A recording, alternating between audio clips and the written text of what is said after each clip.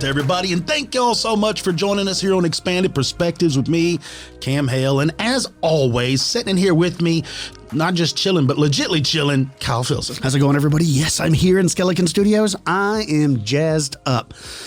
I've been drinking this trade coffee today, and I don't know if it's this new special blend or it's the way I'm making it. For Christmas, the kids got me a new way to brew coffee, right? Yeah. I got this Chemex thing. It's basically like a chemistry set. Like I got this crazy looking beaker and you got these special filters. And like I said, I don't know if it's a whole process, but it's fun. It's fun. I don't know if it's the process that makes it more strong or it's that trade coffee is trying to get me all jazzed up. But this, I'm telling you, you drink 2 cups of this stuff, it feels like you're on some kind of crazy substance. I don't know. I'm fidgety. I'm going crazy. If you want to get your own, folks, don't forget you can go to drinktrade.com/expanded. We have our own collection over there. Yeah, man, I am pumped. I'm excited. I've been, messing with my bow. I've been looking at, see, this is what happens. I went and shot with you last weekend and your son, and now I can't stop thinking about it. So I've been looking at all these different options, and there's just way too many options. This is a typical guy thing, right? Mm-hmm. There's all these different points, all these different fletchings.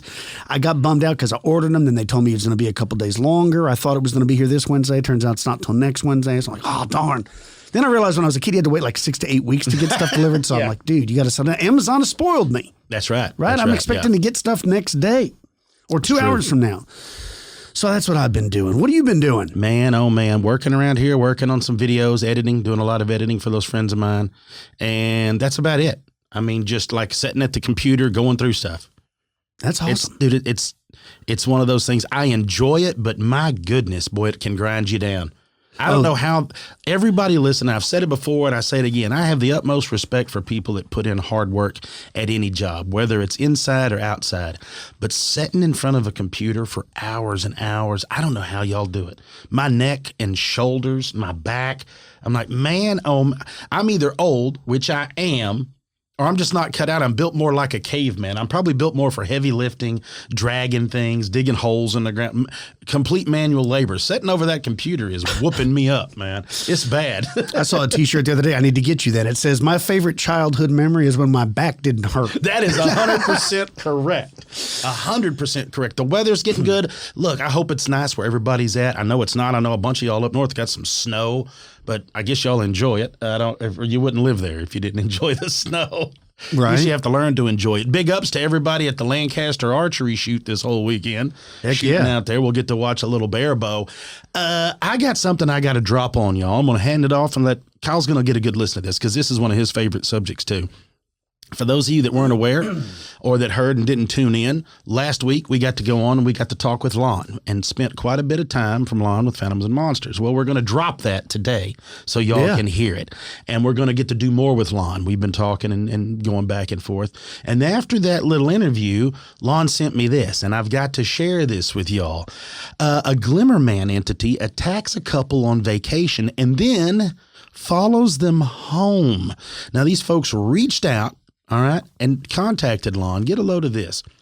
Says, I guess my encounter is about something called the Glimmerman. I'm from Southern Ontario, Canada, and it's been mid-July of 2018 when this went down. My boyfriend and I were spending a day in Toronto at a few restaurants. We had a couple of drinks throughout the day and then decided to kind of head back to the hotel early and crash. I woke up about 5 a.m. or so, and I do wake up fairly early, but never this early. So I was trying to go back to sleep. It happened that there was some light from dawn coming in from the windows. The curtains were drawn in the hotel room, but there was some light coming in. And I noticed that I could hear it anyway. It was in my boyfriend talking in his sleep, is what it says. So they could hear, woke up hearing like, what's that sound? Boyfriend talking in their sleep. Says, I looked over at him. I guess there was probably about 2 or 3 foot of space between where my boyfriend was lying on his side of the bed and the wall. And as I looked beyond my boyfriend, I saw a shimmering movement along that wall. As I continued to watch, I distinctly made out a humanoid form, and it was kind of rocking back and forth. I didn't know what to think. Maybe I was tired in imagining this. Then I saw a pair of eyes manifesting on the face of this being. Well, as I watched, the eyes turned a bright yellow color. Then the being crouched down and out of sight. Then suddenly it popped up right beside my boyfriend.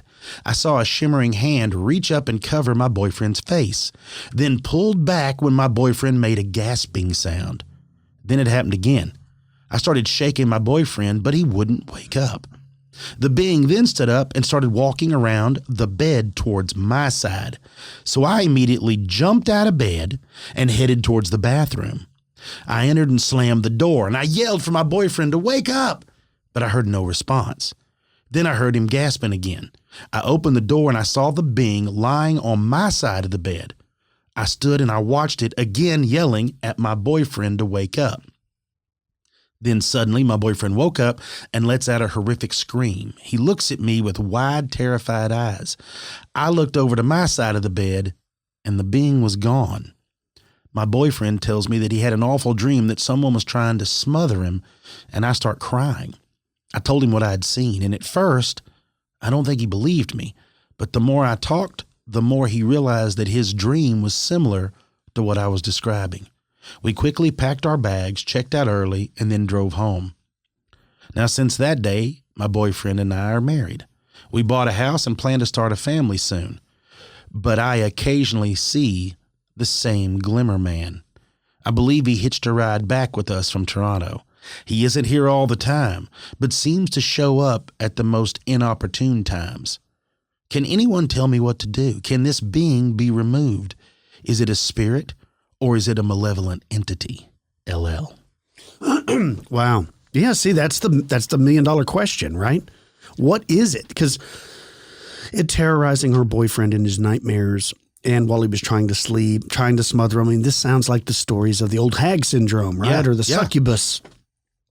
Or for women, the incubus, That's what it sounds like. And I'm not saying it's not. And then, people are referring to the Glimmerman as being a predator-like, cloaked from the movies, but maybe it's all the same thing. Maybe it's the same phenomenon. Maybe the Glimmerman and the old hag syndrome is in fact the same thing, and this is some kind of ultra-dimensional entity that's coming over and messing with people. Perhaps it's a demon. We don't know.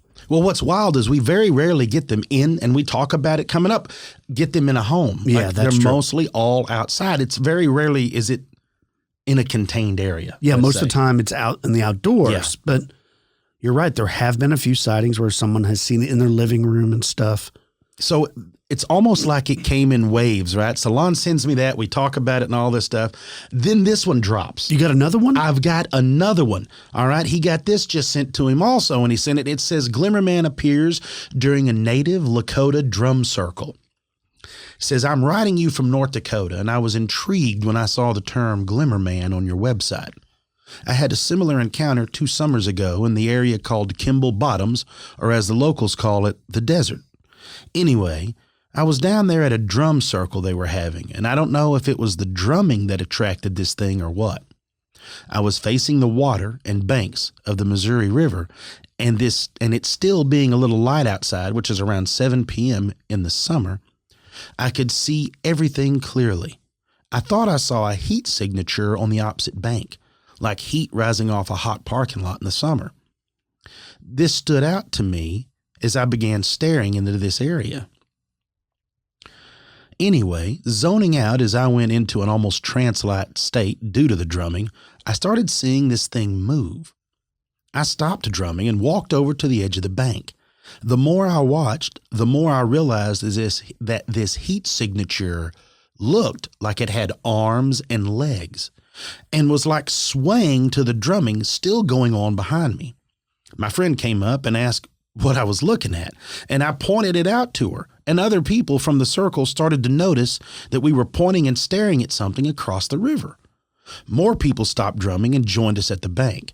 Some could see what we were seeing and others couldn't. Eventually, nobody was drumming anymore, and the Glimmerman had stopped swaying and was watching us watch him. More than one person had mentioned that it looked like the invisible yet visible alien from the movie Predator. It was after maybe 3 minutes of watching this invisible being, and yes, many people tried taking pictures and video of it, only to not see anything when reviewing the images on their phone. Not surprising when you're trying to photograph a nearly invisible heat signature looking thing. At one point, we could see this thing move back into the tall reeds and were surprised as the reeds parted. Those who didn't see the being couldn't help but see the reeds part as it moved away. A few of us sat there for a good hour waiting to see if this invisible being came back. No, we didn't see anything. However, many people freaked themselves out by talking about where this entity could be. Was it lurking in the water, walking along the shore, hiding in the trees, etc.? I have to agree they all had viable points. It was a very surreal encounter and only deepened my belief on things existing in the folds of what we call reality. JJ. So, multiple people witnessed this. Do you think that the drumming attracted this thing? I mean, it acted like it was enjoying it, was rocking along with it, and like it was called to that circle. I think so. Yeah. Honestly, I think so. It feels that way. And I'm not saying that it'll attract them all the time, but again, that kind of leads to me more into the spiritual realm of what this thing could be.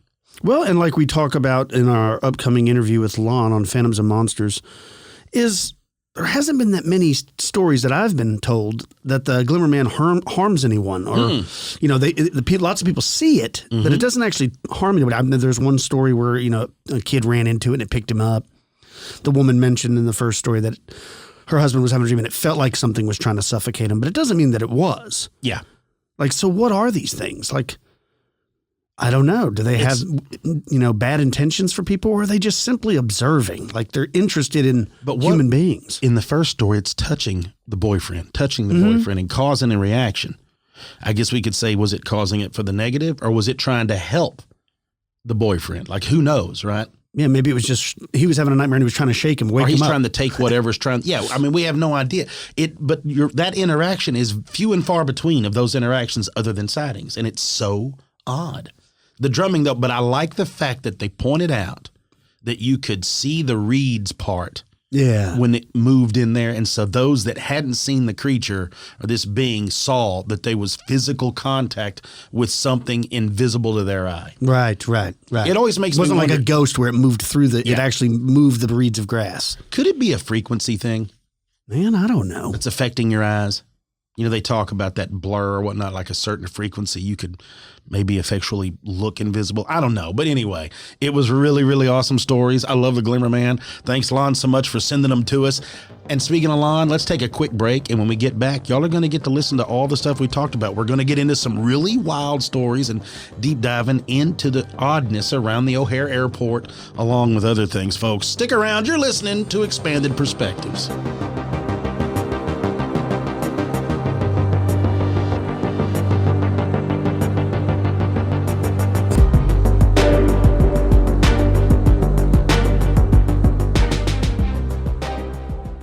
Hey folks, good evening and welcome to another episode of Phantoms and Monsters Radio, where we explore the strange and the unexplained. I'm your host, Lon Strickler, and thanks for joining me.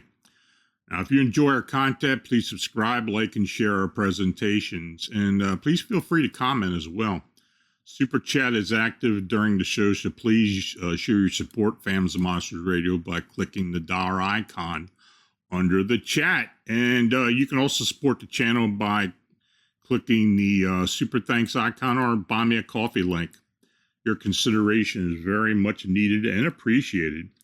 So tonight I've got two of my favorite guys on here tonight, and I've known these gentlemen now for quite a while. We've exchanged a lot of stories, a lot of investigations, and they've got a great radio show as well. So Kyle Filson was born in Fort Worth, Texas. His mother and father were lifelong residents in New Jersey and moved south only a few years before his birth to seek a better living. Growing up in rural Texas in a small town outside of the Dallas-Fort Worth metroplex, Kyle spent a lot of his time in the woods hunting, fishing, and camping. His father and uncles first sparked his early interest in the paranormal, watching shows like Unsolved Mystery and Search of, along with reading numerous books by John Keel, Ivan T. Sanderson. Kyle became fascinated with UFOs, Bigfoot, time slips, and parallel universes. Keeping an open mind and exploring these topics, he strives to present these stories and experiences shared by only a few in a fun and lighthearted way. And Kyle currently lives in Texas with his wife and 3 sons. So Cam Hale was born and raised in Texas and comes from a long family heritage of Texans. that can be traced back to before the Lone Star State gained its independence. And growing up in the rural country town, he spent the majority of his time outdoors. Receiving his first taste of archery at the age of 5, he started down a path that led him into solo camping and hunting trips across the state as well as many other states. Like most, his fascination with the strange and unusual started young with shows like Search of and Unsolved Mysteries, diving deeper into these subjects at his local library only fueled the flames that led to him to where he is today. And with an open mind and adventurous heart, Cam looks to present the stories of the strange in a fun and intriguing manner. So Cam still lives in the great state of Texas with his wife and 2 children. And the show has expanded perspectives. If you do get a chance to look at it sometime, please do. It's a great show. So guys, thanks for coming on tonight. Man, thank you. Thanks, man. Glad to be here.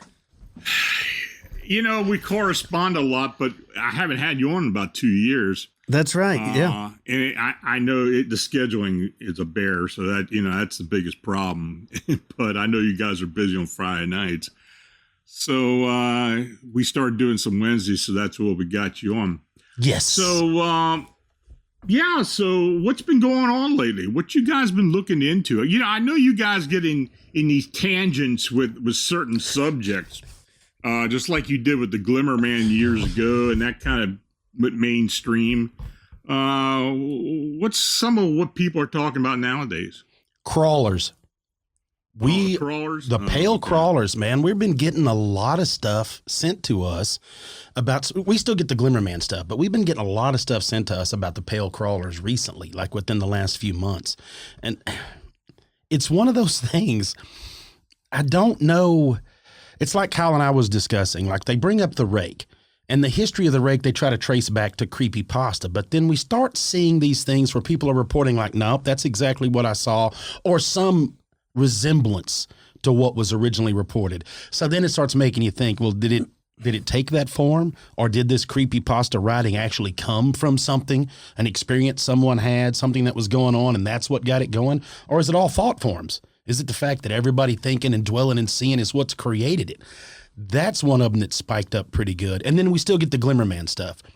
Right. Those still trickle in from time to time, and they're still just as unexplained. Like, I feel out of everything that we've all discussed, the Glimmerman seems to be the thing that we absolutely know the least about. Like, it's just almost like smoke. It just passes, and then that's it. Like, because they don't see anything. You see nothing but that outline. You don't see really anything manifest. Yeah, it's weird. I've heard so many different stories from people who have seen the glimmering effect, the glassine-like effect, the predator effect.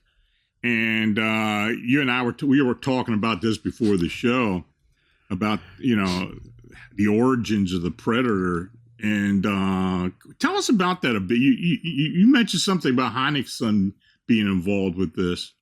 Yeah, apparently J. Allen Hynek's son worked on the production set of the very first Predator movie. So it has to make you wonder, did his father tell him something as a small child that he remembered that helped create that idea of what the predator should look like when it's cloaking itself. Maybe it's just a coincidence, but there are sightings where sometimes people see glowing yellow eyes. There are sightings where it has glowing red eyes, and there's a lot of sightings where they don't see eyes at all. And like we were talking before we were on the air, when it comes to the Glimmerman, I've heard all types of theories, whether it's in fact Bigfoot has the ability to cloak itself, it's in fact some type of top secret military camouflage system they've developed. I've even heard that it's extraterrestrials, just like the movie Predator where it's camouflaging itself. I've heard that it's time travelers, and when you go back in time, it creates this shimmering or glimmering effect, and someone in the future can go back and explore what the world was like, say in 2023. But if people see you, that's what it looks like. And then I've heard the possibility that it's fae, that it falls in line with a lot of early fairy encounters where a lot of people talk about have the sightings of these gnomes or duendes or whatever name, sprite, whatever they want to go by, depends on the region in the world where these fae are encountered. It's almost like the fae are shocked that you can see them. And that's very similar to a lot of these Glimmerman sightings. I've read so many where somebody's out hunting, someone's out just for a walk with their dog, someone is just, working outside, and all of a sudden something catches their eye. They look in the trees and they see this blurry looking silhouette of something that's shaped like a man. It's not gigantic proportions. Most of the time it's the average size of an adult man, like 6 foot. Sometimes there's sightings where they're larger, but sometimes I think people are a little freaked out. So, they think it's bigger. And then almost every time when the creature or whatever it is notices that you see it, it like freezes and then usually like tries to run away. I've never had an encounter, or I've never heard of an encounter where the thing is aggressive, where it tries to harm anyone. There was one sighting that was sent to us where a kid was playing in his backyard and didn't see it, but like ran into it and knocked down, and it like picked him up and held him for a second, but it didn't try to hurt him. Mm-hmm. So and a lot of the stories when it comes to fairy stories are the same way. People see these things and it's like the fae will be like, oh crap, you're not supposed to be able to see me. Why do you see me? And then they slink off into the woods and run away, so it's kind of like that. I don't know. Perhaps it is extraterrestrial. Perhaps Bigfoot can clone itself. Perhaps Bigfoot's an extraterrestrial. I mean, there's no answers. But the sightings are definitely increasing. I don't know if the volume of sightings are increasing or the reporting of them, but we've definitely, 5 years ago, we would get 1, 2 a year. And then now I would say we probably get 15 to 20 a year now. So you guys have sent me a few really good ones over the years, and I've gotten a few from other people, but it's and Debris, thanks for your support. I very much appreciate it. And I don't know. There's got to be a nexus to this somehow. This is something about a decade ago. Stan Gordon and I were talking, because we talk a lot about sightings here in Pennsylvania, and he started mentioning to me that, he said, do you notice that people are starting to see these Bigfoot? And he's talking about Bigfoot in particular, but seeing Bigfoot, and when they look at them, the Bigfoot looks back at them like they're surprised they're seeing them. Yeah, like they're shocked. They're being seen, and they make an extra effort to get out, to take off somewhere, and many times they just simply disappear. And I started thinking about it, and of course, this is about the time this Glimmerman stuff started coming. Well, it was before that, but as time has gone on, and if people have told me about their sightings of Bigfoot and where they just simply seem to manifest from nowhere, you got to wonder: well, is this Glimmerman effect something related to it? It does seem that way. I don't know if it has all the hallmarks of something that would go along with Bigfoot, of where it's pretty much for where it seemed, aside from the few that we've gotten, like Kyle had talked about, where they've been in people's bedrooms or in the middle of town and they catch something. The ones outdoors do have the hallmark of it, but it's also strange because we get reports of different sizes. You get some reported, nothing is massive. Like, I don't remember us getting reports of any of them that are like 8, 10 foot tall massives. No. They all seem to be 5 to 6 footers, which I guess could be juvenile if you wanted to go that route. Could be juvenile, could be something along those lines. It always makes me wonder how many we've gone walking past that nobody's ever seen. Because it only seems like they view them or they catch glimpses of them while they're moving, whether it's while they're following people or something along those lines of while they're tracking, watching, whatever. It's almost like they kind of accidentally give themselves away, and that's whenever people start noticing them. So I wonder if that's whenever people are discussing things of feeling like someone's being watched in the woods, but they look around and there's nothing. Because unless you were glassing, unless you were setting up with some really good binoculars and you're watching the wood line and all that, to order to pick that out would be near impossible if it wasn't moving, if it was laid down or sitting down or just backlit, with a lot of brush and blended in. It would be hard to see it without it moving. So it almost feels as if something is there simply to monitor us or just to watch us. And I don't know if that's alien. I don't know if it's fae, what it is. it doesn't fit anything because, like we've said, there's really no crazy interactions. There's not all the stories where you hear where it's walking around tents as you get with Bigfoot, or it's leaving handprints, or it's taking things, or banging on houses, or all that. It's just on the periphery of interactions with people. It just feels like they are voyeurs. They're just there to watch. And when you bring up the idea of like time travelers or something along those lines, it almost fits that too. That's what I said is it's my favorite because we can't grasp it. It truly is grab and smoke. We love to categorize things. It helps us easy to understand it. That's the reason we put certain things in boxes of cryptids or fae or humanoid or however we want to break them down for our own personal benefit. This is humanoid shaped. That's pretty much all we got. Like that's as far as it goes.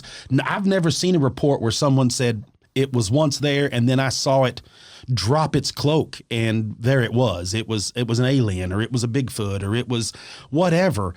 They seem to remain cloaked. And of course they're easy. I mean, you think about easy to lose. If you went after it, if you decided, I got to go find out, it runs around the corner 20, 30 yards ahead of you, steps off in the brush and stops. Well, you're never going to see it again. It's gone. Yeah. So I think most of the sightings that I've gotten from folks have been deer hunters that are up in tree stands and just have to incidentally see movement in another tree. And then they start concentrating on it, they see it. And that, it never manifests into anything other than, that form.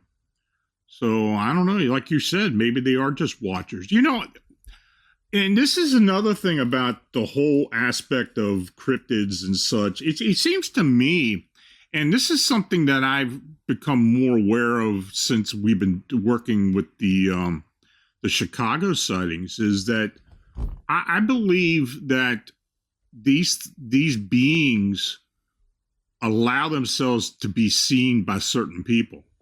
Now, do they have some type of ability to do that? It seems that way because, we've had sightings where there have been hundreds of people around and only a few people or one person even sees them. I don't know. It is strange. I've often wondered when it comes to Glimmerman, and we'll get into the Chicago sightings too, but I've always wondered if, like with the Glimmerman, are certain people more sensitive to see this thing? Like, because you hear the stories a lot with mediums and people that are sensitive, that they have paranormal experiences their whole life. Like somehow they're more sensitive. That's why they grow up and they see ghosts. They see things other people don't see. So perhaps it's the same. I'm not saying that the Glimmerman is picking them out. It's just a coincidence when someone who is a little bit more sensitive, they may not know that they are even. They're the ones that's seeing this, because you're right. There are countless stories of people seeing things like we're in the Chicago area, the Batman, the flying winged humanoid, and it'll be lots of people around, but like only one person saw it. And they'll even like tap their friend or whatever, like, do you see that? And the person's like, I didn't see anything. And he's like, he was standing right there. Yeah. The Chicago thing is wild because, growing up as a kid, when you heard about the original Mothman, that was something that really blew my hair back when I had hair. That was a long time ago. That was very intriguing to me, right? The Mothman, and you read about it, and the harbinger of death and bad things to come. And now, fast forward, I never knew as a teenager that I would be hosting a paranormal show, friends with other paranormal shows, and there's literally a Mothman-like wave happening in my time, in real time. There's a lot of people up there seeing. This has been going on for what, like 3 or 4 years now? 11 years. 11. See? Yeah, we started, in 2011. 2011 was the first year where we really started getting a bunch of sightings together. It was 3 sightings in a 3-month period. And then it kind of waned off until, of course, 2017. Then it just went absolutely nuts. I mean, year 2017 was crazy. I was literally getting telephone calls 24/7 from people in Chicago. Not people who were having sightings, but people who were worried about why are these sightings occurring. And I'd had to sit there on the phone and try to dispel people's fears.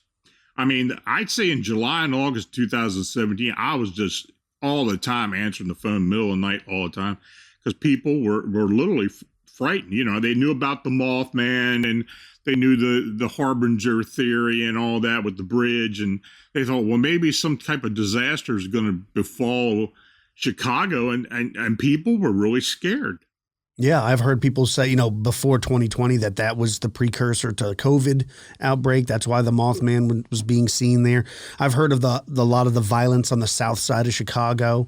You know, there's a lot of shootings there on a daily basis. I mean, they call it Chirac for a reason. Like, that's why it's there. It's wherever there's despair, wherever there's problems, this Mothman-like entity reveals itself. I mean, it could be happening in other places of the world that we're just not reported on.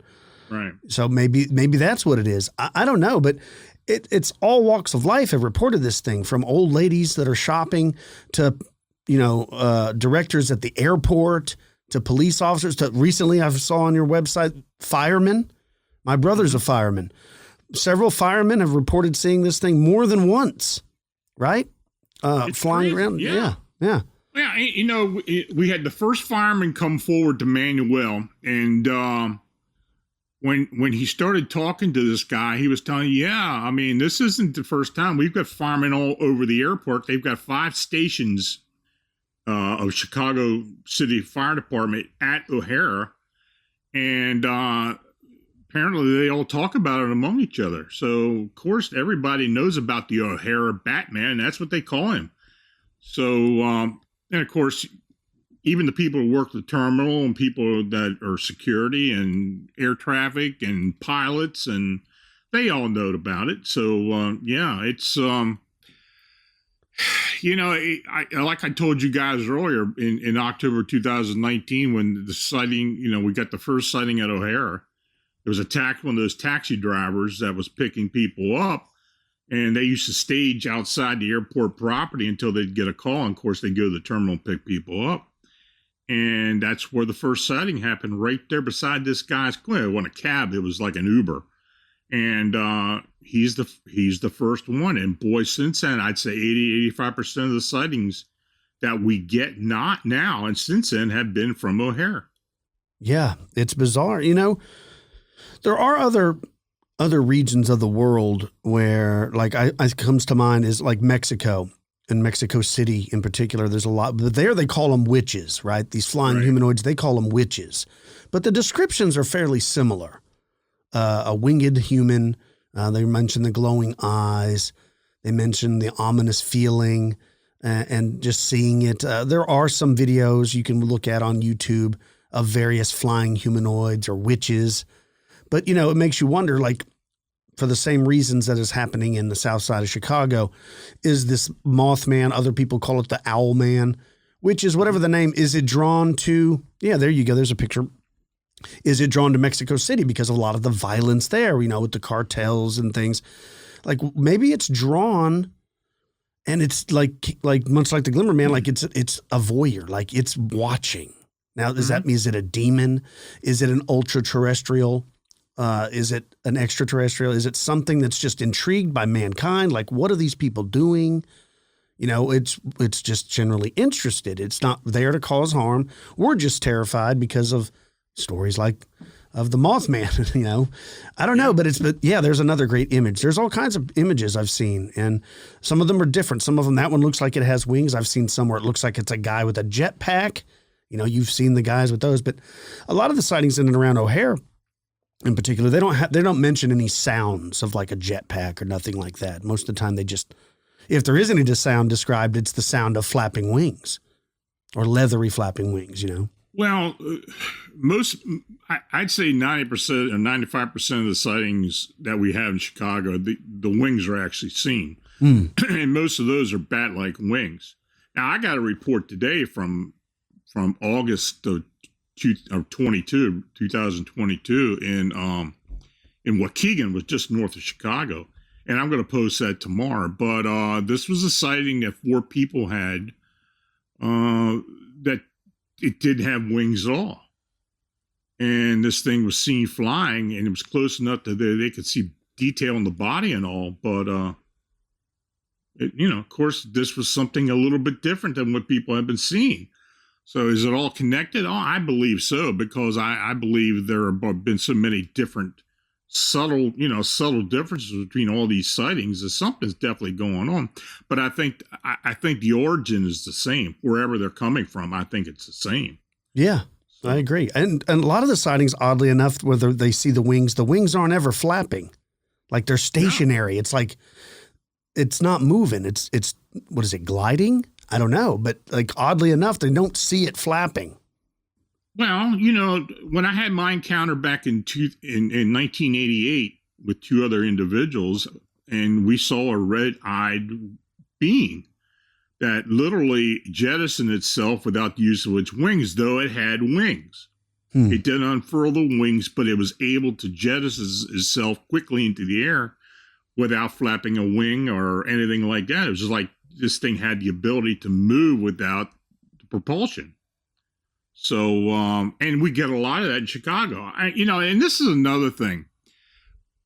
I had that encounter way back in 1988. Was I chosen, or was I predisposed to getting these sighting reports out of Chicago because of that? Because what I saw was very similar to what people are describing to me in Chicago. Yeah. So I don't know. Was it a precursor? I don't know. You've been marked in some way. The humanoids marked you in some form or fashion. Yeah. I always want to know, like, what is the benefit? What are they benefiting from for being there? Because to me, it's one of those things like they have to be feeding off of something. I always bring this up. It's because without the interaction, it's almost like they feed off of your fear or your anxiety, whatever your energy that you're putting off is something that they enjoy. They enjoy giving you those glimpses of it, whether it's cortisol spikes, whatever it is, they seem to be enjoying. And so it always makes me wonder when we see these flaps is what's going on there that's affecting everyone there, and enough so that more of them show up to feed. It's almost like feeding seagulls, right? Like you get one or two, but the minute you start feeding, they all show up. That's almost what this feels like, is that flap has started, and it may be like you're talking about all the stuff that's been going on in and around Chicago, but it's strange that it's flapped over so much. We keep using the word flap with wings. It's hilarious, but it's at the airport. It's just so crazy that it's all in and around this one area is so concentrated, and it seems to be more concentrated. Like as it's trickled down, it's like they've moved to this area. I want to know what went on there where they built the airport, or what's still going on there that could possibly be drawing this in. Yeah, perhaps. That's something we've tried to, this is something we've tried to figure out from the very beginning. Of course, even before I wrote the first book, and we hadn't been getting sightings at the airport, but of course, since, like I said before, October 2019, we started getting the sightings, and there was definitely a draw to the airport.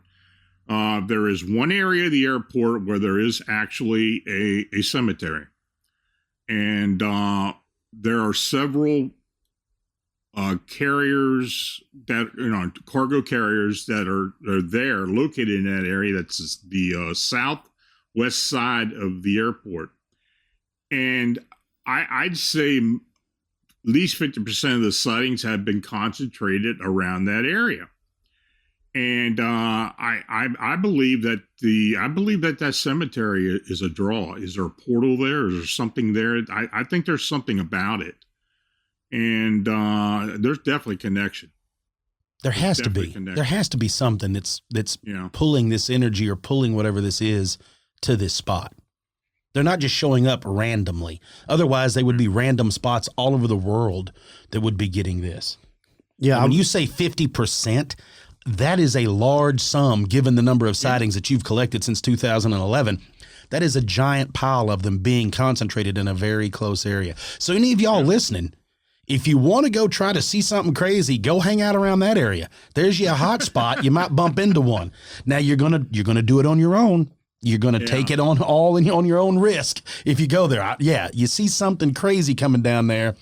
You don't want that happening. You don't want that flying and landing in the bed of the truck. Like especially that. You don't want that landing in the bed of the truck. Yeah. Well, I was not aware about the cemetery, the graveyard being on the grounds of the airport. That's really interesting. That changes a lot in my mind. O'Hare O'Hara for the most part, that whole area was old orchards. That's why when you see the designation of the airport, it's ORD. That's abbreviated for orchards. I got you. Oh. So, but there were 2 cemeteries at that location. Now they did move the one, they dug everything up and moved it. But this particular cemetery, the Rest Haven Cemetery, it's not big at all. I mean, it might be an acre or so, maybe a little more than an acre, but everything was kept there. And we have had a variety of phenomena happen at that location. I mean, we've had UFO activity. We've had we had a individual who worked at one of the docks who was out there and saw a egg-shaped UFO hovering above the cemetery, and some type of humanoid ascended up into it from the cemetery. A lot of weird stuff. One of our investigators actually went there, and he's got the ability to get into the airport because of his work. So he's got permission to be there. And he went into the cemetery at night, and he had a physical contact with one of these beings. So we do believe that there is a very important part of this whole story associated with that cemetery and that whole area. Now, is that the original area where they're coming in at? That could be, but of course, we're getting sightings like a 200, 250 mile radius of Chicago. So there's got to be something else going on here. But the sightings, of course, have been very similar. And it just keeps on going. Like I told you guys, it's the cryptid that keeps on giving, man. Because when you think it's over, then it starts springing up again. But it always seems to come in waves. And we had not had a sighting for almost 3 or 4 months lately. And all of a sudden, we started having people coming forward. So it's hard to understand why it is what it is. But this whole thing with the firemen, you get one guy talking about it, then all the other ones want to talk about it too. So yeah, people feel okay coming forward, and you talked about, how many sightings are there that people haven't come forward? Well, that's just it. Of course we know it's happening. Sure. And the powers that be at the airport are trying to keep this thing as quiet as possible. All these and I've talked to people at the airport. There are people getting picked up, arrested, and thrown off the airport all the time that coming on there, trying to sneak on there, that are not supposed to be there. Yeah. And that's a big problem.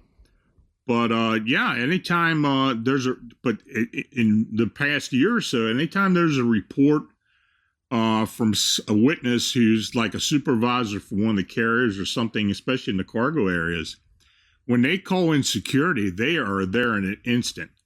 And it's either the Chicago O'Hara security, that they're private security, or it's TSA.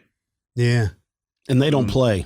Well, and they don't play. They don't play around. They're not doing this just for fun. Now, more of a time than any, how many people are actually looking up? I mean, all these young people, all they're doing is looking at their phones. So you're looking down all the time. If you just lift your head, how many more sightings would there be? I want to know what the pilots have seen. When it comes to UFOs and some of the sightings, you can go on YouTube and you can find the radio conversations between the flight tower and the pilots. Like, did you see that? And there's actual recordings. I've heard them in like luggage handlers and stuff. They'll come on and be like, "Oh yeah, we saw it on runway 17." So lots of people have been seeing not just the UFOs, but the humanoids as well. So yeah, I mean, it's documented not just on Lon's site, but in our show. But it's nuts. I mean, I wish I had a better answer for everybody, but and the first thing I hear, well, why isn't anybody getting a photograph of it? Well, yeah, that's a good point. But if you're out there not expecting this thing and the phone's in your pocket, by the time you grab this thing and try to get a photograph, if you're even thinking about doing that at all, from the shock, right?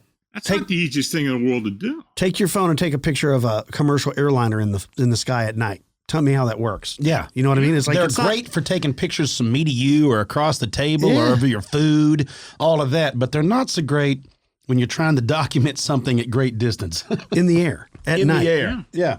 You know, I still love it. It's still one of my all-time favorite mysteries. Is whenever I'm thinking, I'm always like, well, what am I going to look at? And I'll go in there and see what Lon's found. I'm like, let's see what madness that's going on this week up around Chicago.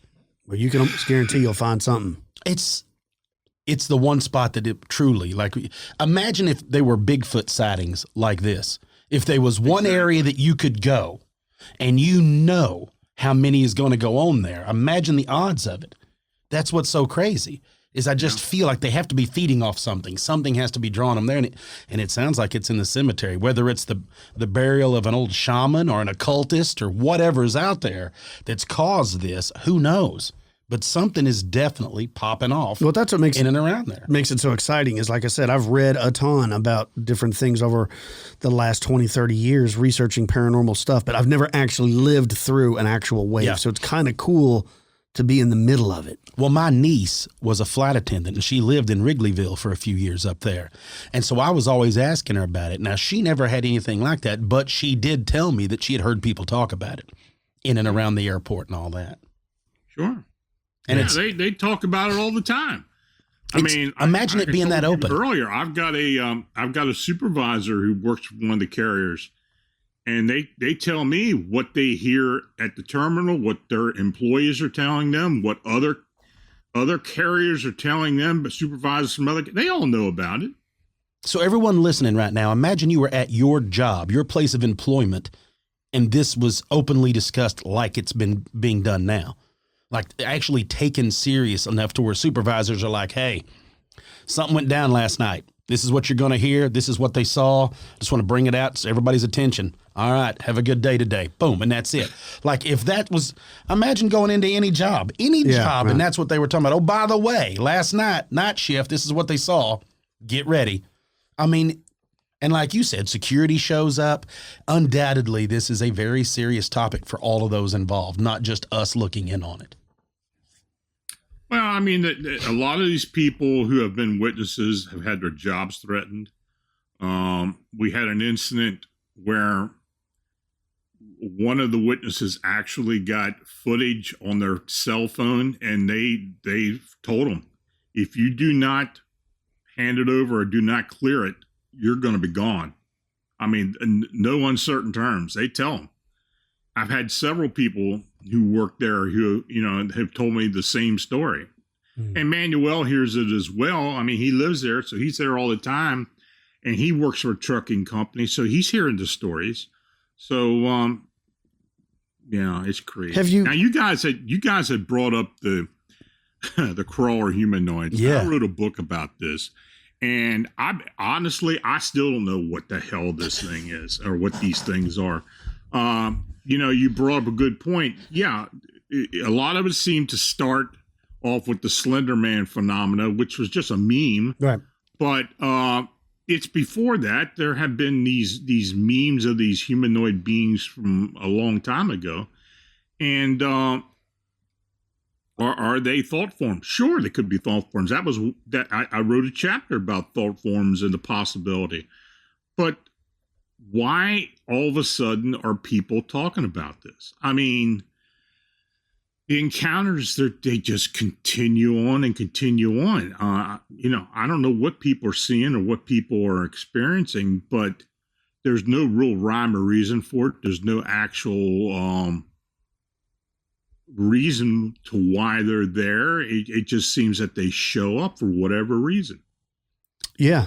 And I think a lot of people are coming forward now because of the popularity of podcasts, because of the popularity of shows like this on YouTube, because of your books and things like that. People, and just the younger generation, that people don't feel the ridicule that, say, our great grandfathers would have felt. My grandfather was a stern man. He would, if he saw something like that, he would never tell anybody. I mean, he just wouldn't. But nowadays people feel more comfortable sharing. So I think a lot of people are sharing their strange encounters.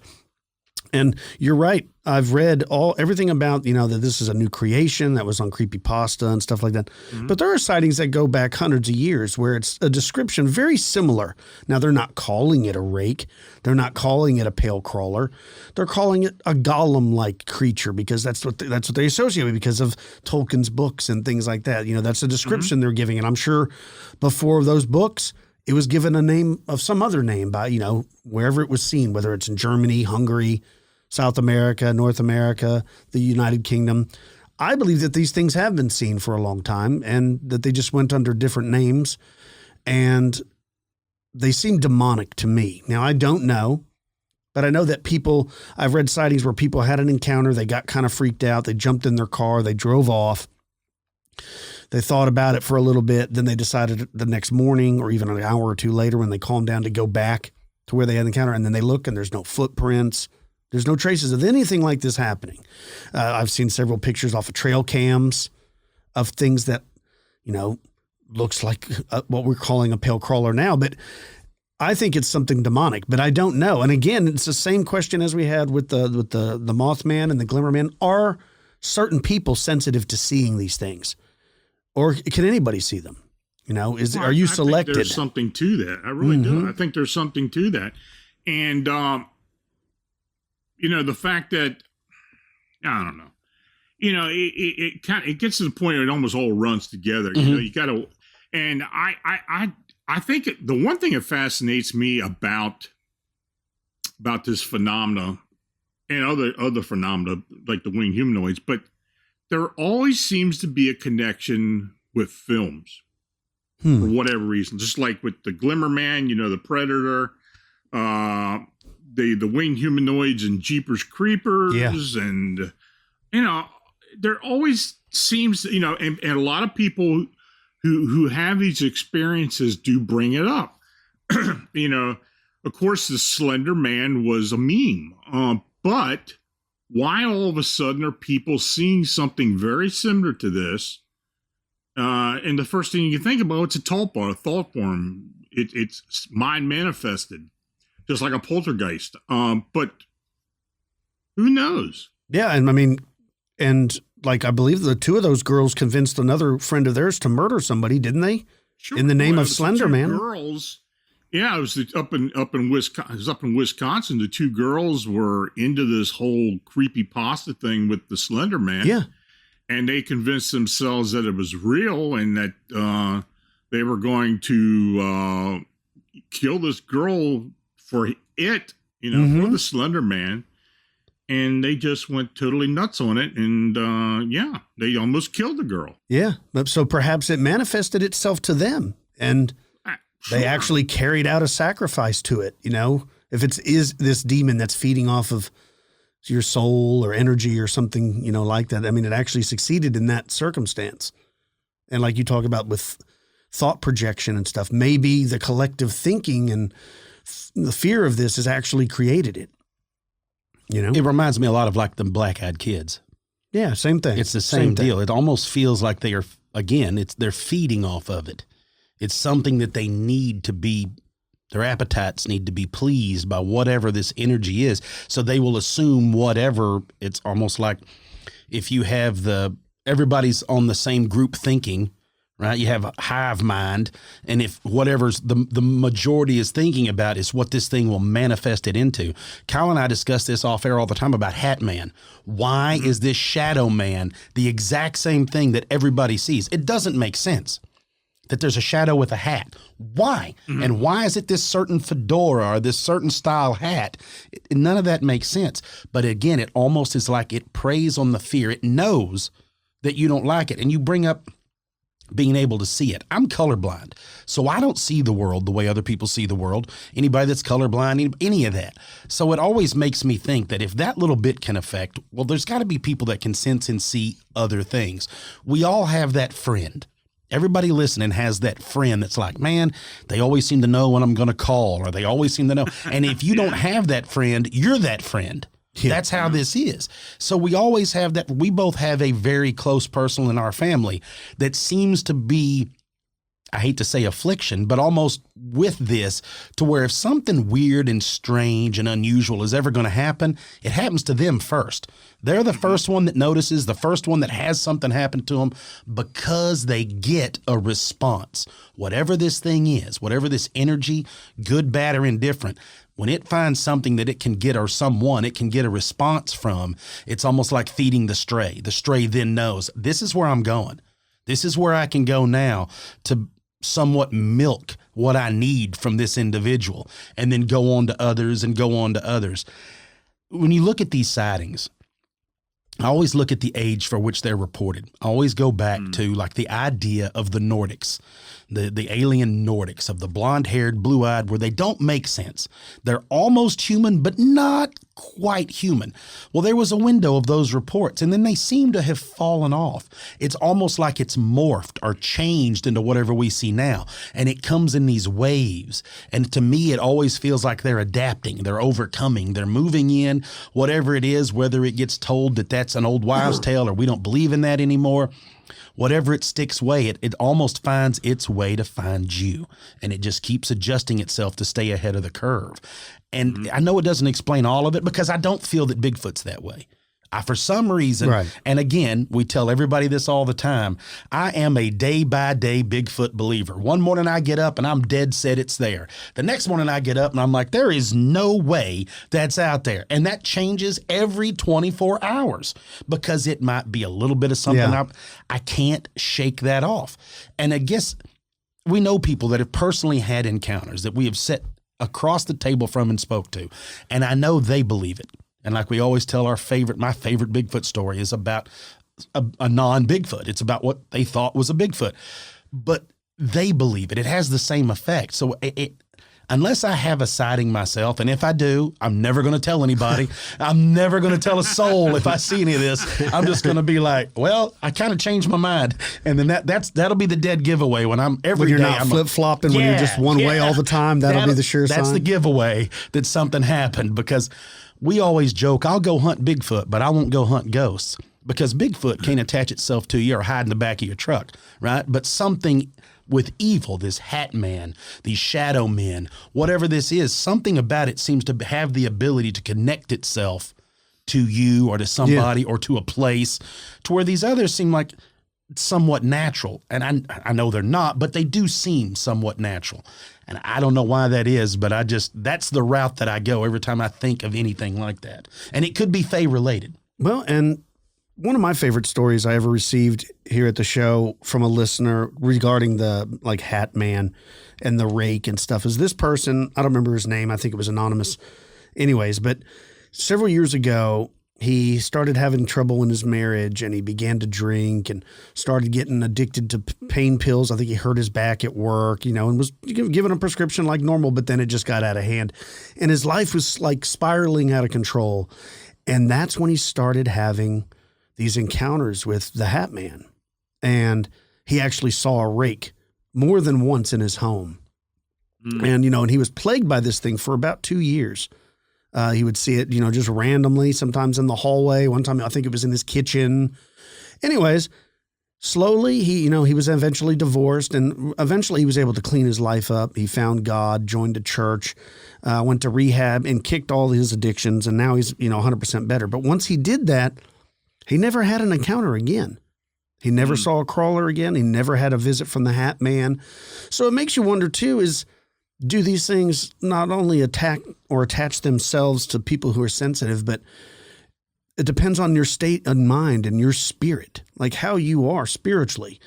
If you're having a rough time, if you just lost a loved one, are you more sensitive? Can they sense that? And then they try to manifest themselves to weaker people because they're not someone who's spiritually strong. These things don't have a chance, right? They're not going to be able to sway you. But they can, it's like they can feel it. Somebody that's in despair, has a bad addiction problem. These are someone that these things, if they are truly demonic, that's who they're going to select to pick on. Right. That's the way it seems. I think a lot of these entities and beings are attracted to dysfunction for the most part anyway. Yeah, perhaps enjoy it. You hear people talk about shadow people and those being something other than what a normal spirit or earthbound entity would be. possibly extraterrestrial. They seem to feed off of dysfunction and misery and such. And I just don't think that's associated only with the shadow people. I think, of course, this may be something else. Again, we're talking about predisposition, people who are, these things attract to. Yeah. And you know, a lot of times when I get witnesses or people I'm working with who do have these encounters, many of them are gifted. Many of them are either empaths or beacons or psychic or something that have some type of intuitive gift that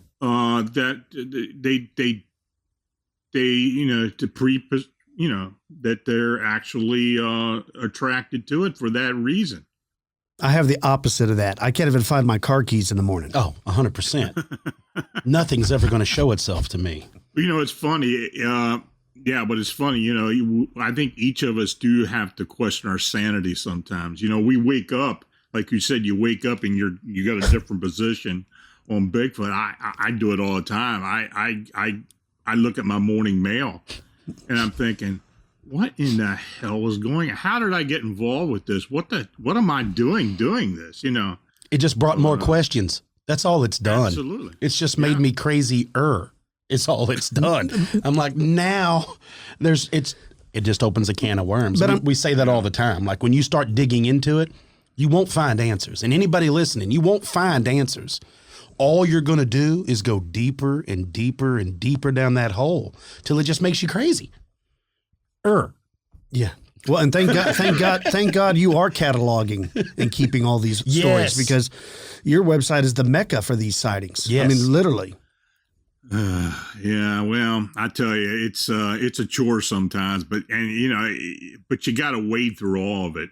Yep. You talk about the separating the wheat from the chaff. Well, you know what you guys get stuff all the time, and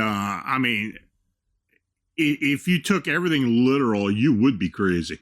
Oh yeah, absolutely. Well, and that's what's so wild is some of the stories that we get, it will be a quick, concise, hey, I just happened to have this little thing happen and I went back and it wasn't there, but I know for a fact what I saw. And it's just those little bitty, it's almost like they were poking to find just a weakness in the armor of whatever these people walked by, whatever they did. And then you find other people that are like, I had this sighting and I didn't think anything of it.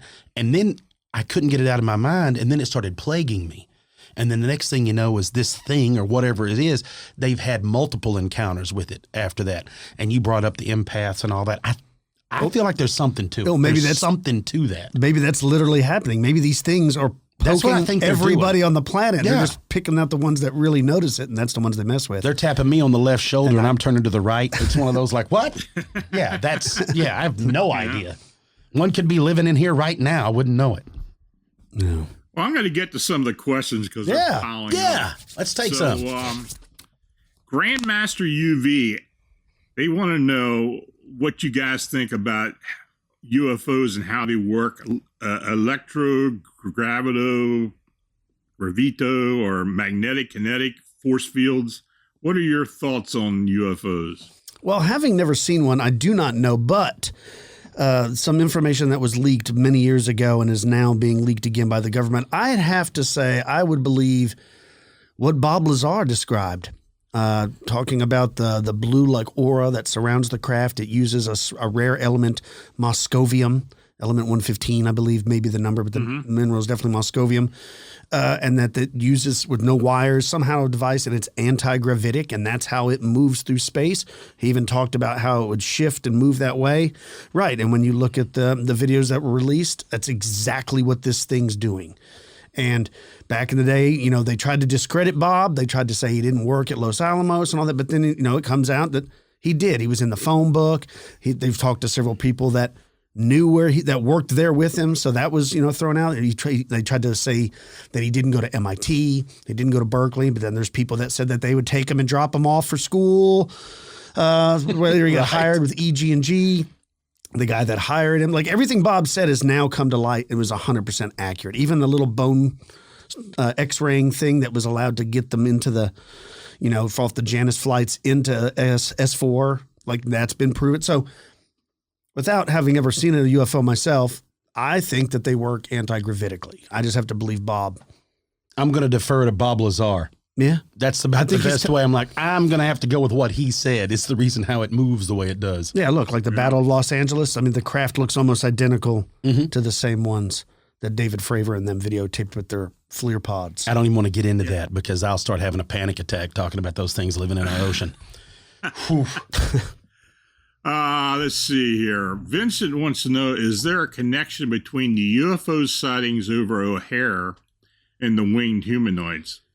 Ooh. I think there is a connection because we had, from what has been described to us, now I'm just going by what people on the team have picked up, is that they're not, these winged humanoids are not connected to the UFOs or those beings that are, you know, that are piloting these things.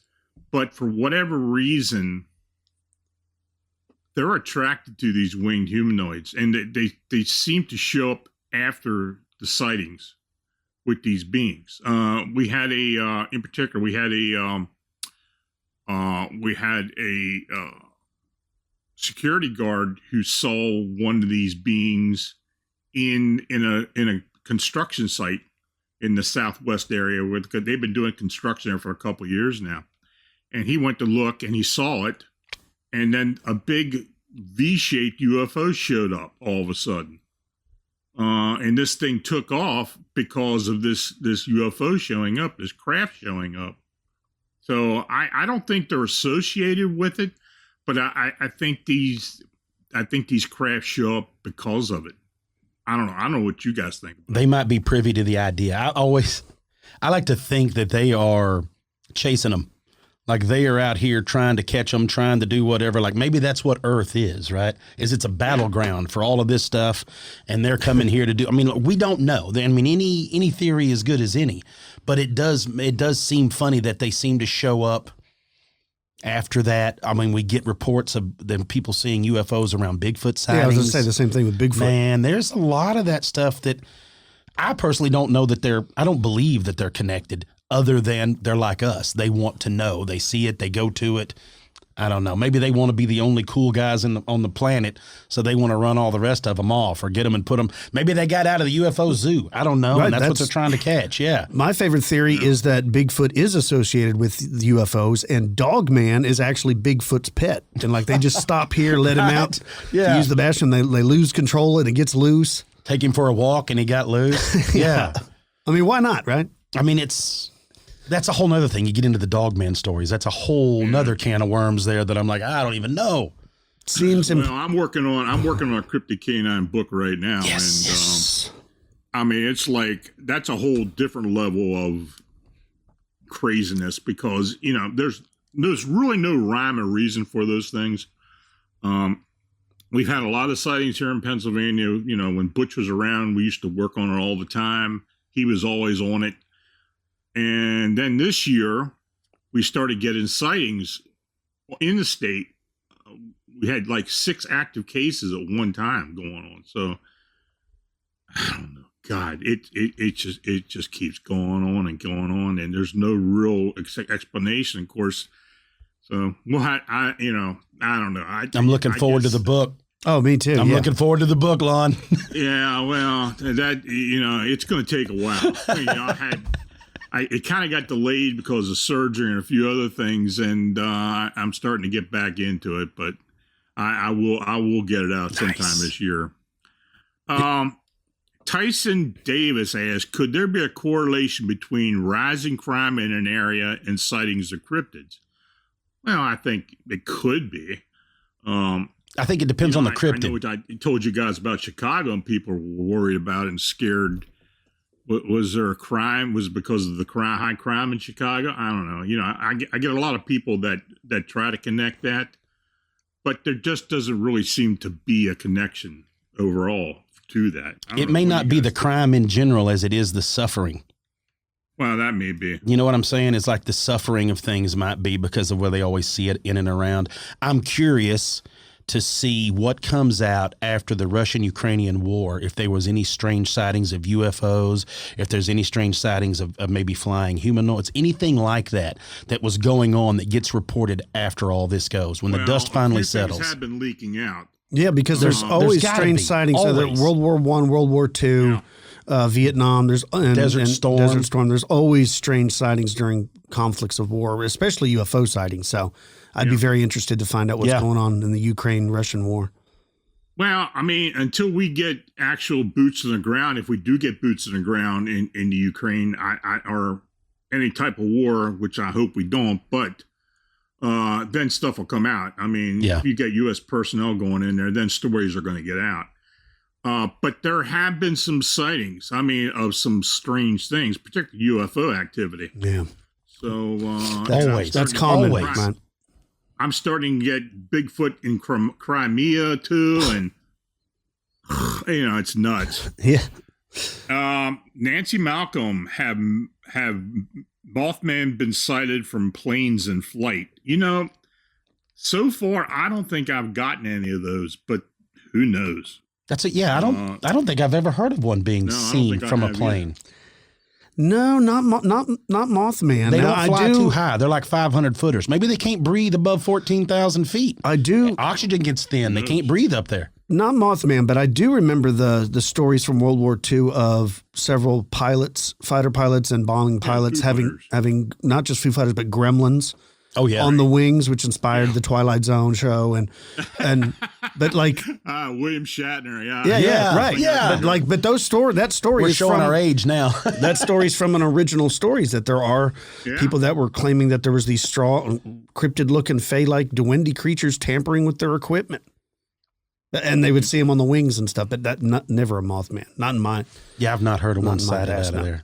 Yeah, we've gotten pilots who I've seen them on the tarmac, but as far as actually up in flight, I don't know of any. Patty Filson, is that a relationship? Yeah, that's my mom. What about the lights over Stevenson years ago? Yeah, it's Stephenville, not Stevenson, but Yeah, there's a lot of people. That's not that far from here. It's about 30 miles, 27 miles from where we currently reside. So yeah, back in the day when it happened, there was a lot of people that I knew that didn't see it, but knew the guy that saw it.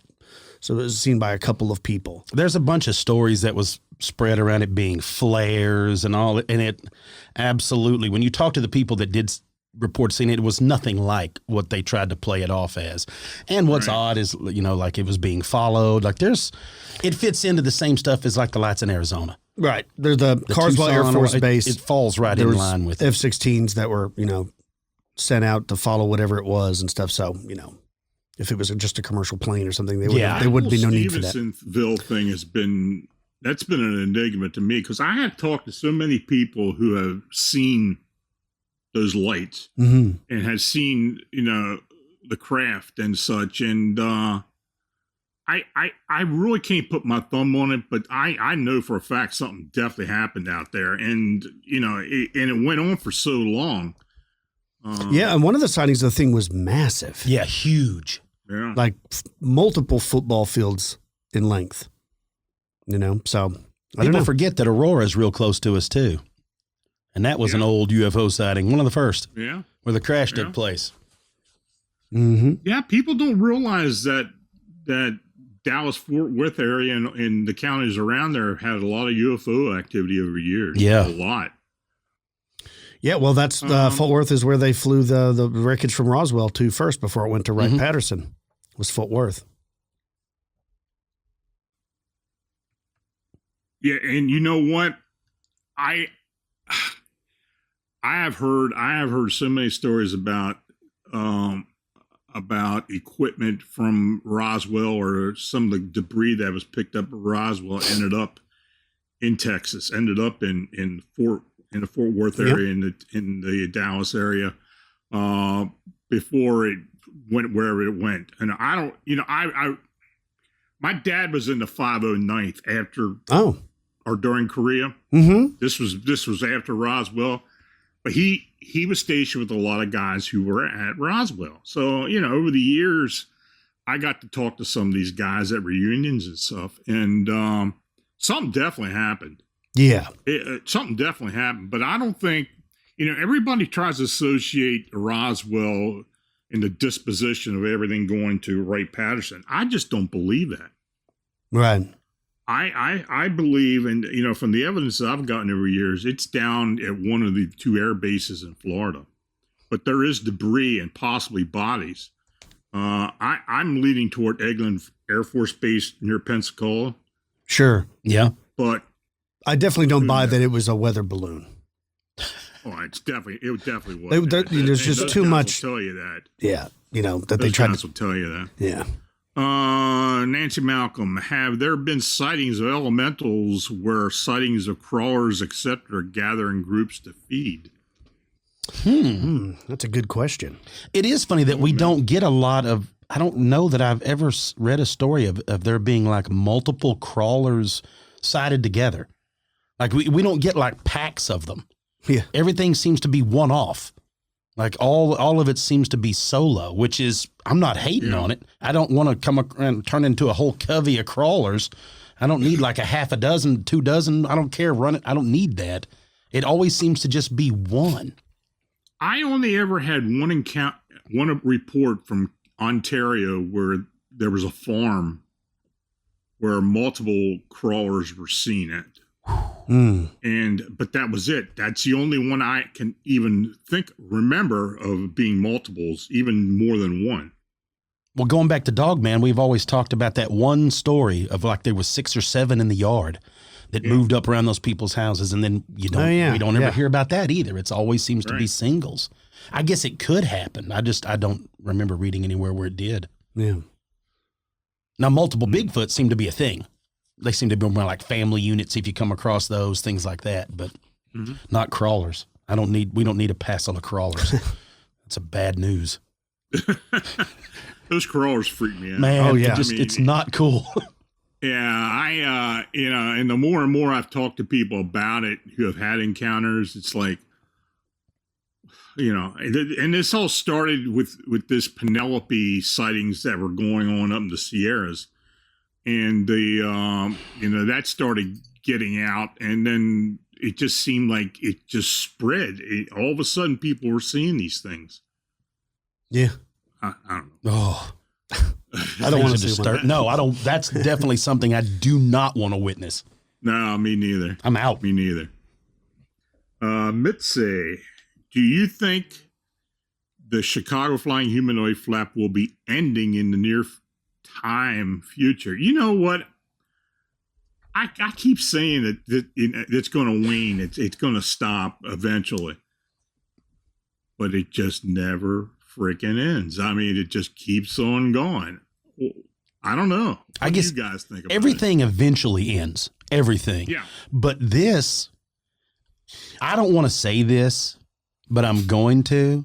I don't think we've seen the peak of it yet. I don't think we've seen it spike. I think that it is still building and still building, because I thought it just doesn't feel like it's letting up. I thought it was going to end when the Cubs won the World Series, but no, they continued.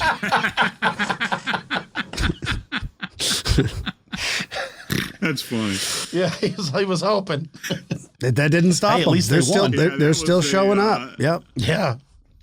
That was a misnomer anyway. Yeah. Who the hell ever thought the Cubs were going to win? Never thought I'd see that. Never thought I would. Glad I did.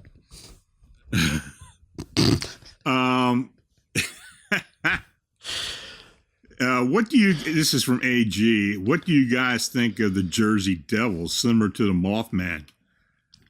That's another one. Oh. Now that's another one. Like, I'm very interested in that because, as you mentioned in my bio, my whole family's from New Jersey, and I grew up here. But so as a little boy, every year we would go up there to visit relatives, my uncles and stuff. They would always tell me stories of the Jersey Devil. And, as most uncles do, they just like to tease you about it. But I have one uncle up there that he believes in it. And he's like, he won't go in the woods by himself without his hunting dogs and stuff like that, because he's pretty scared of the thing.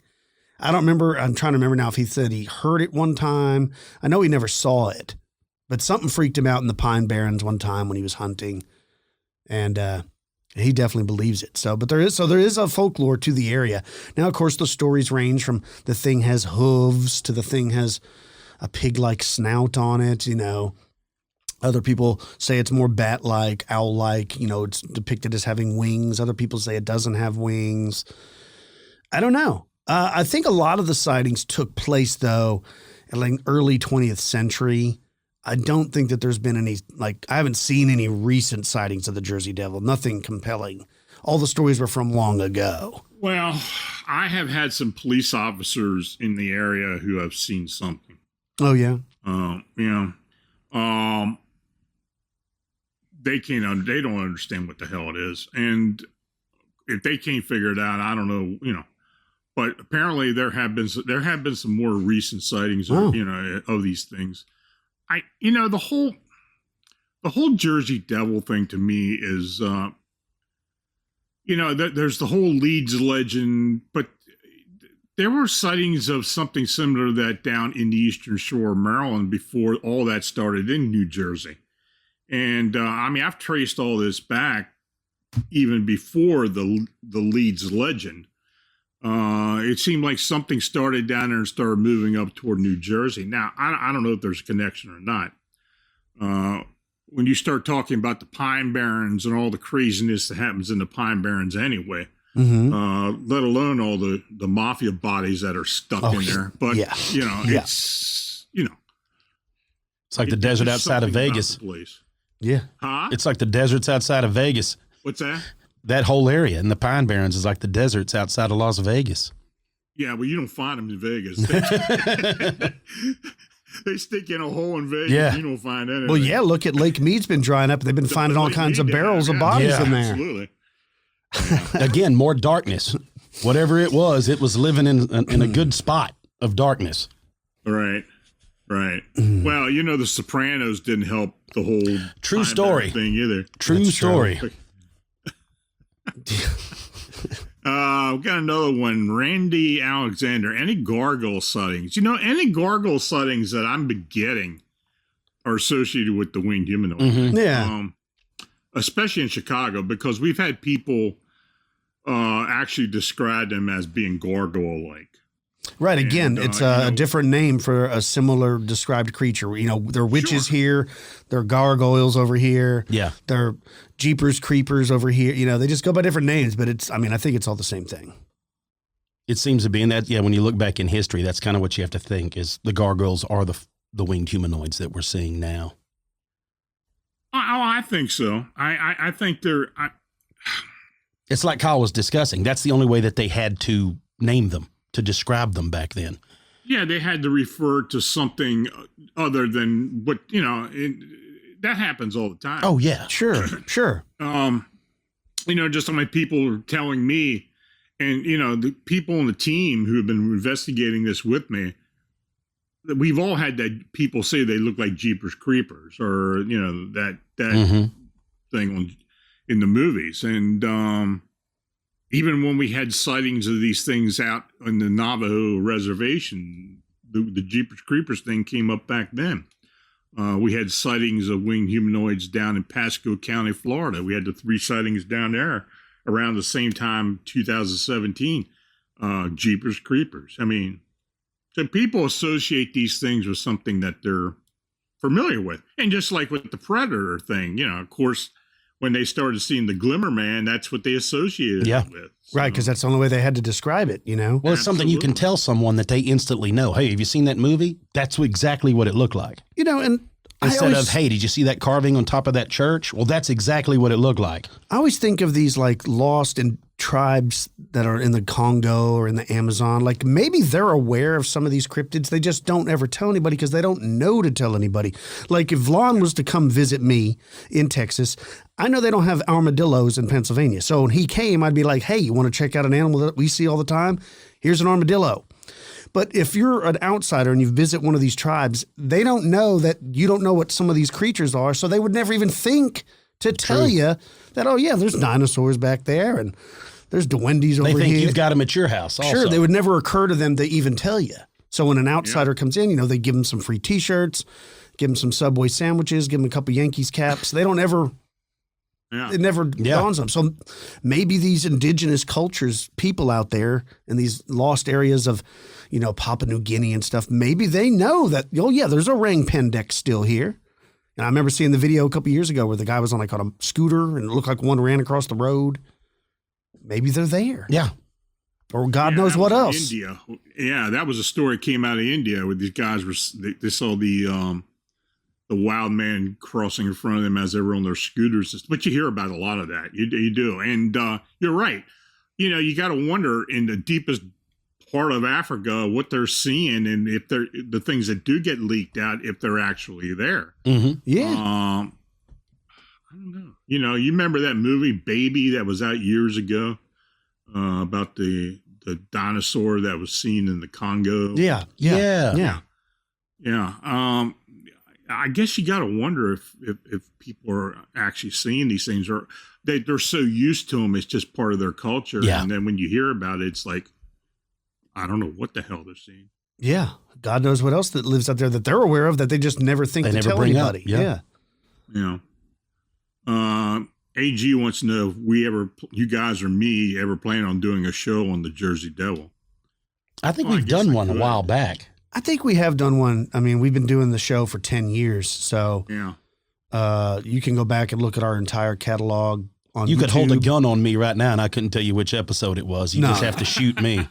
Because I think they all run covered together. They're all one big episode in my mind. I get it. I understand. I mean, it's almost like it's an incidental thing. If it pops up in a if it pops up in a show, we'll talk about it. But it's not necessarily something I really concentrate on the show. Mm-hmm. I guess I have to find the way to do it is I have to find people who are actually, that's part of the real investigation. Yeah. The thing that's been going on that people have been seeing much more now in the Pine Barrens area has been Bigfoot. And we've gotten a lot of Bigfoot sightings down there. But as far as the Jersey Devil, that just seems something that pops up here and there. People say, we saw this, we saw that. And of course, you get a lot of these sightings in that southern New Jersey area that people say, hey, the first thing you see something flying or something that looks like a horse with wings or whatever, you think, well, it's the Jersey Devil. But I don't know. I think there's been a lot of misidentification. I think we could easily say it's Mothman by now. We did do the Jersey Devil. We did do a Jersey Devil episode. It appeared on November 13th, 2016. You can just Google it. Well, there you go. There it is. So if you want to look, there you go. You just type I'll whatever. think about it. I may do something at one point. Corey Nicklaw. Any thoughts on the knot deer that are possibly skinwalker? That knot deer thing just freaks me out. Yeah, that's another one that ain't cool. Never really heard about it a couple years ago, and it's like now just more and more sightings are being sent to us.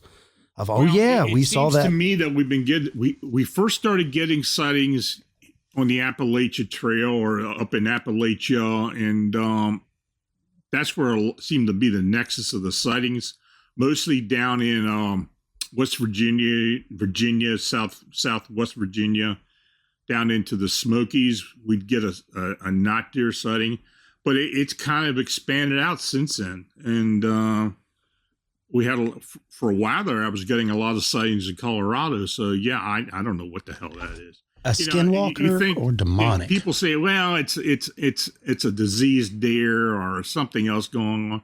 Could have been a mutation. Well, there's a lot of interbreeding within the deer populations. I mean, there's so many white-tailed deer in particular in this country. It's just nuts. Oh. And here in the East Coast, I mean, it's like a plague. Oh, yeah. But, with all those deer, you got to figure something weird's going to show up once in a while. So I don't know. Well, seeing how they react with CWD as compared to whatever tell them what these that is. People, it's chronic wasting disease. Thank you. Right. So when you see how deer act with CWD as compared to what people report to the not deer, it's not even remotely close to the same thing. No. So instantly, it's very different. And it is, again, it's almost like whatever that is trying to hide from you. What it's doing is to just fool you just enough to where you don't really notice it. But what they don't realize is it instantly stands out. People are so used to seeing deer that what it thinks it's doing, it instantly stands out. People instantly are like, well, its legs shouldn't have been like that. I don't know why its head looks like that. Why is its neck longer? Like, none of it makes sense. None of it with a not deer. They are extremely disturbing. Yeah. Extremely disturbing. And they seem to be limited as far as like, we don't get, there's not a ton of reports of them. No, there aren't. So that's another thing that makes me be like, it's even more disturbing because they're few and far between when people see them, but they all report seeing the exact same thing. Well, of course, most of the sightings come from hunters. I mean, they see these things out there and they're wondering, what the hell did I run across? I think the thing that freaks them out more than anything is the forward-looking eyes. Yes. Yeah. They're not supposed to be there. Freak me out. Yes. Only thing that looks forward's predators, folks. That's it. Forward-looking eyes are predators. That's how that works. Everything on its side is trying to defend itself from predators. Yeah. Disco Stu BC, do you think Dogman Bigfoot humanoids are responsible for the majority of missing people reports? Oh, God. That's a whole can of worms there. I don't think we have time to unpack this. Yeah, I agree. That's a whole, we go down the missing people hole. That's a whole nother show in itself, because that opens up doors to possible time slips, to possible fae, to where they talk about granite fields and crazy, all of this stuff could go crazy. I mean, we get reports where even in the missing 411 books and whatnot, where they talk about the kids reporting bears carrying them off. Well, bear don't carry things in its hands. They carry things in their face. So they're not going to gather you up and run off with you. Or the gorilla men took me here. Or all of these. I mean, yeah, we could go on for hours on just that, because that is a huge mystery of where, and of course, let's not forget, accidents happen. Mother Nature she is unrelenting. So you make a mistake out there in anywhere in the backcountry or just anything, you'd be surprised how fast exposure can take you out of the game. We're not near as tough as we like to believe we are when it comes to being in the wilds. And for whatever reason, like a lot of the adults they find, don't find, are dead, but the children not so much. I think my favorite stories are not the missing people, but like the children that went missing for a time. They're later found in an area where search and rescue workers already searched numerous times, or they're found miles and miles away. Their clothes is put on backwards, inside out, like just their weird. Feet are clean, no shoes. Right, like a 3-year-old traveled 2 miles through 2 creeks, through a barbed wire fence, and whatever reason they go up in elevation, and sometimes when they find these adults that are still alive, they're like under a trance. The Fey like something put them in a trance. They don't remember what happened to them, and that's just very bizarre, especially for some of these people that are experienced outdoorsmen, hunters, hikers, things like that. For them to not know to go down. Everybody knows if you're stuck on a mountain, you go down. That's where the towns are. You don't go up. It only gets colder. There's less resources. Not a lot of water up there. And I think that those are bizarre. I'm going to tell Vincent right now to make a note. Let's do a missing 411 show or something like that. I put it in the books. We're down. Yeah. Yeah. Oh, okay. Sure. Absolutely. Put it in the books. We're down. Have you guys come on and talk about that. That'd be great. That stuff is greatness. I had a big argument with David Pilates about a dozen years ago when he first started coming out with this. And I mentioned on my blog about, I think maybe Bigfoot may have been part of that. And he jumped all over me about that. But now he's talking about it.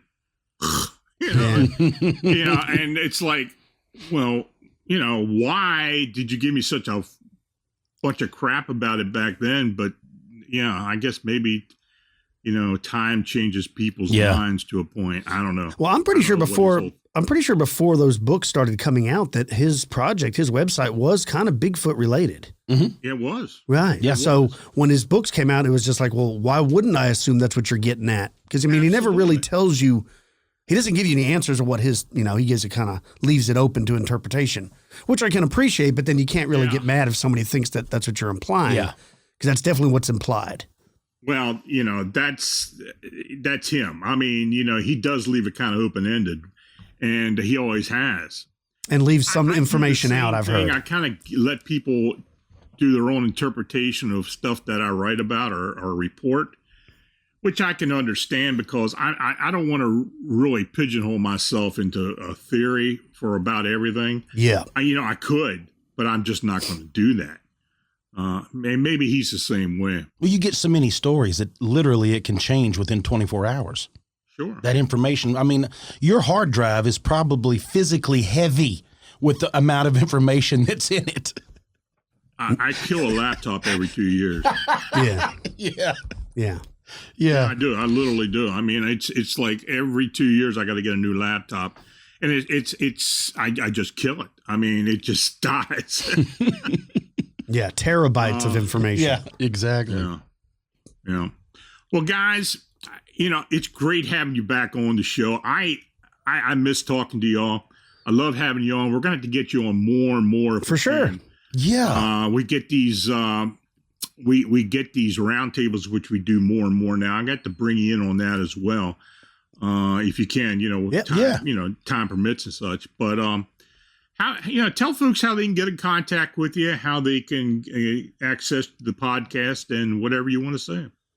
Anywhere that y'all want to look and find podcasts, anywhere you get them, you're going to find us. Look up Expanded Perspectives.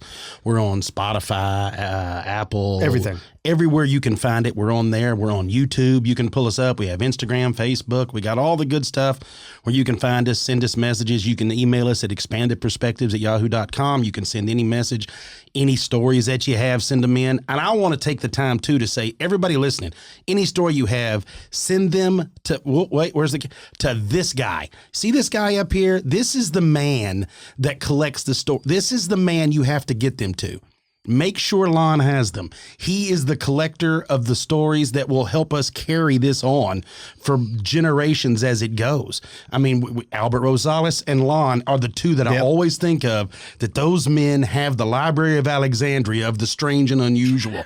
So whatever you find, whatever's crazy, make sure they get it. You send it to us. I'm going to tell you honestly, we're going to send it to him anyway. So if you want it, you can just CC us both together. So much easier, however it works. But yes, that's the thing, is like, it is the best. We've read it for years and years. I mean, I love it. Love it. Of all the stories, that's the greatest thing. Guys. Yeah, I love the work you do. Compared to the Alexandria. Yeah, that's what it is. Yeah. But I do appreciate it. Yeah, we've known each other for quite a while. So, yeah. We've talked off air more than we've talked on air. Yeah, absolutely. That's real. Absolutely. So, hey, again, thanks for coming on, and we're gonna make this more often. For sure. This is a great show, and I know everybody appreciates you coming on and answering questions and such. Yeah, thanks for having us. Get together, we don't have, and we're going to talk about something. There's so much out there. Roll a dice. Absolutely. So you guys take it easy. Have a good weekend, or a week, and good weekend, and forward, and we'll be talking. Thank you so much. Thanks, y'all Lon. take care.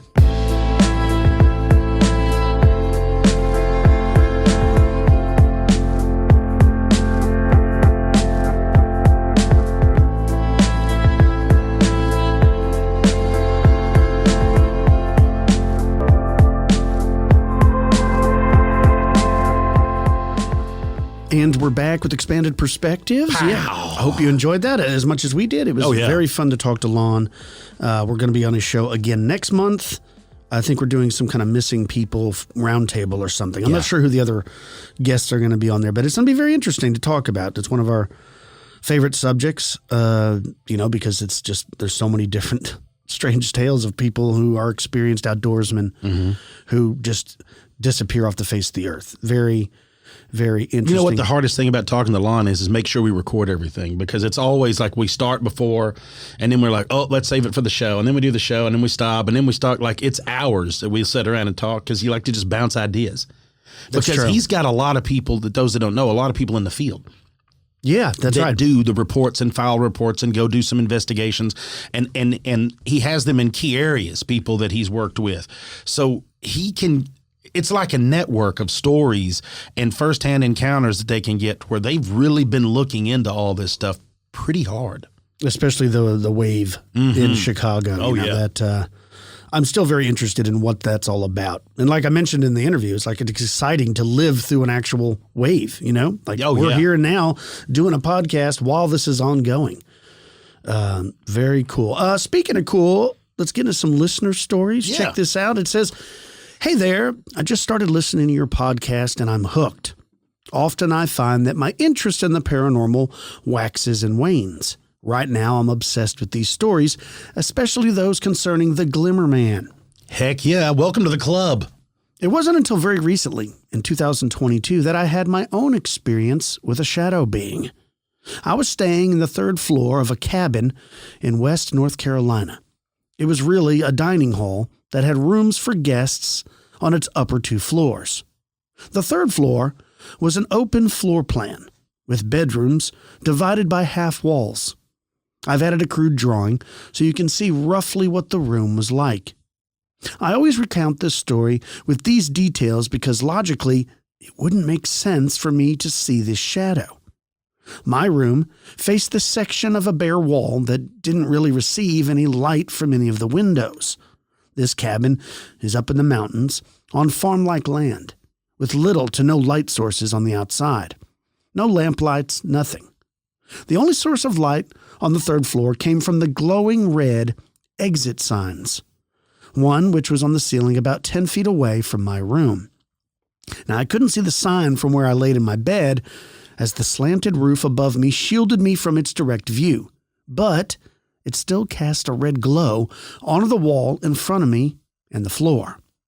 It was around midnight, maybe closer to 1 a.m., and I was laying in my bed on my phone, not wanting to go to sleep yet. I'm probably playing on my phone, I can't really remember, when all of a sudden I see a shadow in my peripherals glide across the wall facing my bed. I was on this floor with 8 other people in their own rooms, and because the bathroom was on the far left end from where I was, it was expected for people from my end of the floor to walk in front of my room to reach this bathroom. Everyone was already asleep at this time, at least everyone on my side of the floor. Weird thing, though, is that this shadow was walking from the bathroom's direction towards the end of the floor to my right of my room. I didn't remember seeing or hearing any of the people on my end walk to the bathroom in order for them to be coming back. I also didn't hear any footsteps from the shadow. And I swear I saw no solid figure, just the flat shadow glide across the wall. And it was tall, taller than any of the people that were staying in the room. Its head almost touched the roof. I caught the movement from my peripheral and I followed it with my eyes, all of which only lasted a few seconds. The wall opened up into the next person's room, so when the shadow slid across, it disappeared around the corner where it became the other room. After it disappeared, I sort of laid there in my bed with my phone in my hand saying, did I just see a shadow person? It wasn't scary at all for me, just kind of a surprise and a little impressive. Agulita. Well, thanks, Agulita, if that's how you pronounce her name. Sorry if I messed that up. But yeah, it sounds like you may have seen a shadow person, or at least the shadow of something walking across. You know, these stories vary quite a bit, from people seeing just shadows on the wall to actually seeing physical shadows in their room, to, of course, the Hat Man. But people do sometimes. They said that I've received stories where people said they've seen a shadow move across the room and there was a light source behind them. So whatever it was, it would have had to walk between them and the wall, but they didn't see anything, only the shadow on the wall. You know, so it's like, what is that? How is that happening? And lots of people, they end up never having an answer. That's just a very odd or they'll find experience. It, like we get a lot of reports of it out of the corner of your eye. Like you swear you see movement, like your peripheral vision of something moving, and you turn and it's truly like one shadow stepped over into another shadow. Yeah. It's so weird. I don't like to think about it because I don't want to think about that they're there all the time, right? Like I don't like the idea because there's shadows everywhere. Look at the shadows around us right now. Right. Imagine if you could shadow step, D&D style. Like that's what they're doing, moving around like that. Yeah, that'd be very cool. Check this out. I got one more before we get out of here. Lay it on me. Hey guys, been a long time listener of your podcast and I'm still enjoying it. I thought I'd reach out to you to share a face story with y'all to keep feeding the interesting content. Heck yeah. It says, I was a Peace Corps volunteer in Togo, which is in West Africa, from 2012 to 2014, working on environment and agricultural projects. I was placed in a village called Bichabe, which was fairly small with maybe 1,000 to 1,500 people living there at any one time. In their language, which is called Basar, the village name meant people of the forge, which was their main business until the advent of colonialism, when they were transitioning into farming. Now, the village is nestled in a relatively flat area near the top of a small mountain or large hill. So if you leave town, you're mostly heading downhill towards farmland. I had made friends with a group of guys that worked at the local health clinic, and we had a habit of getting together at one of their small stores after they all got off work to chat and have a few drinks of abinji, which is their form of alcohol, which is made from distilled palm wine. Now, if I mispronounce that again, I apologize. Now, one of these afternoons, after I had been thinking about cryptids for some reason. I think we know who's been drinking. The fella reading this story. One of these afternoons, after I had been thinking about cryptids for some reason, I decided to ask the guys if they'd ever heard of Bigfoot. They hadn't, so I told them what little I knew about it. Then I asked if they had anything like that living in this area. They responded, absolutely. We have fairies that live on the other side of the hill, over there. I'll admit I was surprised to hear them use the word fairy, that I had to get the French dictionary out to make sure they were talking about the same thing. Turns out they were definitely using the right word, but their descriptions didn't match anything I'd ever heard before. I asked them how they knew they were there, and they explained that when they were teenagers, the side of the hill they were pointing towards was where you went with your girlfriend when you wanted to hook up, like a makeout spot in the woods. When they would go out there sometimes, they would hear high-pitched voices call out their names and beckon them to come deeper into the woods. They were adamant that no one would be playing that kind of joke out there, as if this has happened to lots of folks and the voices apparently didn't sound human. Everyone seemed to know it was a bad idea to follow these voices deeper into the woods. Now, this community has long traditions of animistic religion, so they place a lot of faith in there being malicious spirits embedded in trees, stones, and other things located in the landscape. I asked my friends what these fairies looked like, and they said they had one leg, one arm, one eye, and one ear on one curly hair on top of their heads. I'd never heard of such a description before, but Googling it, I recently came up with a type of fairy that pops up in Scottish traditions named the Facan. Now, I imagine a Scottish descent priest could have come to this community back during early Christianization of the area and put this idea in the community's conscience. Or two completely distinct cultures in different continents were witnessing the same thing. In any event, as we kept talking over these fairies, they brought up a neighborhood gentleman who, if I remember right, was named Kwame. Kwame was a nice guy, but had a really hard time with the verbal communication. And my friends said they knew that Kwame when they were growing up, and that he talked perfectly normal. That is, until his teenage years when he disappeared for 3 months.